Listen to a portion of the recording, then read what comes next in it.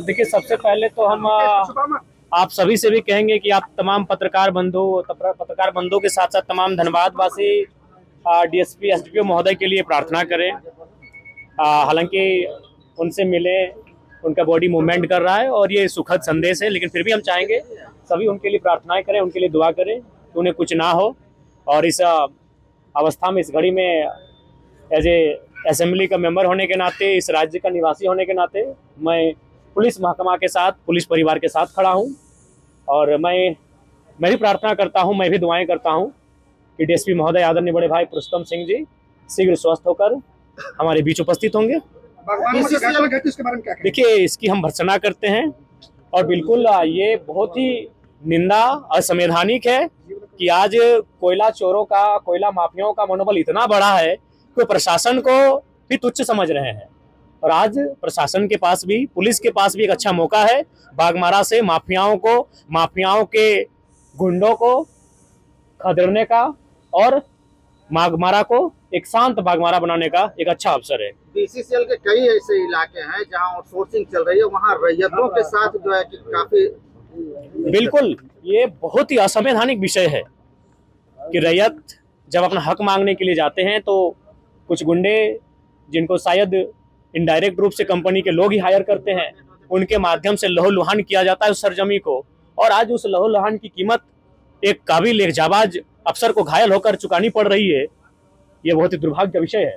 इसीलिए मैं प्रेस के माध्यम से पूरे, चूंकि यहाँ आईजी डीआईजी महोदय भी आए हैं, यानी उत्तरी छोटा नागपुर रेंज के सभी बड़े पदाधिकारी आए हैं पुलिस के, तो मैं उनको स्पष्ट कहूंगा कि यही अवसर है, बाघमारा जैसे जितने भी एरिया जो माफियाओं के संरक्षण में है, जहां माफियाओं की गिरफ्त में है, उन एरियाओं को माफियाओं के चुंगल से आजाद कराएं। और बिल्कुल डीएसपी महोदय स्वस्थ इलाज का लाभ लेकर जब स्वस्थ होकर फिर से चलने के लिए अपने बाहर घर से आए, उससे पहले माफिया जेल के अंदर होने चाहिए। इससे दोषी हम कहीं ना कहीं सिस्टम को मानते हैं, चाहे उसमें ब्यूरोक्रेट्स रहें, विधायिका के अंग रहें, सबकी मिली भगत है। हो सके बिल्कुल जो सिस्टम में, जो भारत का लोकतांत्रिक सिस्टम है, उस सिस्टम को हम दोषी मानते हैं। उस सिस्टम में इतनी ताकत नहीं है कि माफियाओं का मुकाबला कर सके। आज माफियाओं का मनोबल इतना बढ़ गया है, कोई एसडीपीओ को पत्थरों से मार रहे हैं। ये बहुत ही दुर्भाग्य का विषय है, ये निंदनीय विषय है। लग रहा हो। देखिए, ये तो आप भी जानते हैं पत्रकार बंधु, आपसे कोई चीज छुपी नहीं है।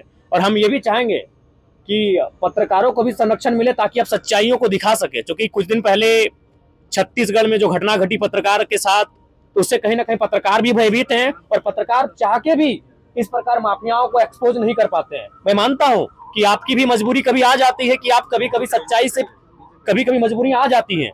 इसीलिए आज जब पुलिस के साथ हमला हो रहा है तो पत्रकार भी कभी असहज महसूस करते हैं। और हाल फिलहाल छत्तीसगढ़ में घटना, बहुत ही दुर्दांत घटना हमारे सामने आई है। पत्रकारों के लिए सदन में क्या कुछ बिल्कुल इस बार जो सदन हम जाएंगे तो पत्रकार, वकील, तमाम उनका भी प्रोटेक्शन एक्ट का हम जिक्र करेंगे, उसे सदन में उठाएंगे।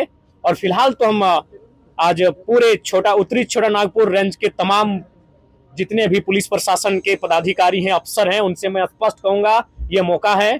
डीएसपी महोदय को ठीक तो होके आएंगे ही, वो मूवमेंट कर रहे हैं, सुखद एक पॉजिटिव संदेश है हमारे लिए, वो ठीक होके आएंगे ही। लेकिन वो ठीक होकर जब ड्यूटी ज्वाइन करने से पहले तमाम माफिया जेल के अंदर होने चाहिए, उनके एक एक शागिर्दों को जेल के अंदर उनका हिसाब होना चाहिए। आप एक विधायक के रूप में मुख्यमंत्री से लिखित शिकायत करेंगे? बिल्कुल, अभी जस्ट हम जब घर जाएंगे, हमने अपने असिस्टेंट को इसकी सूचना दे दी है।